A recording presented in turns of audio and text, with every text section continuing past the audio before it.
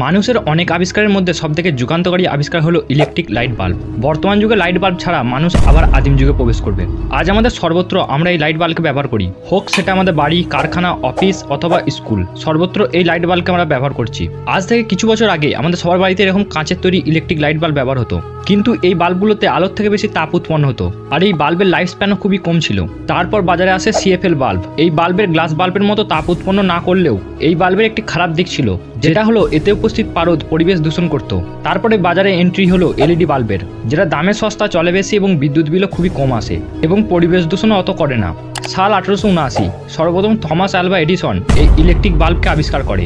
এটাই আমরা ছোট থেকে জেনে এবং পড়ে এসেছি। আসলেই কি এডিসন সর্বপ্রথম লাইট বাল্বের আবিষ্কারক? মানে পৃথিবীর প্রথম লাইট বাল্ব তো 1806 সালে অন্য একজন বিজ্ঞানী আবিষ্কার করে, যেটা এডিসনের লাইট বাল্বের 7 দশক আগে। এমনকি ওই বিজ্ঞানীর আবিষ্কারকে দেখে আরও প্রায় 20 জন বিজ্ঞানী এডিসনের আগে লাইট বাল্বকে আবিষ্কার করে ফেলে। কিন্তু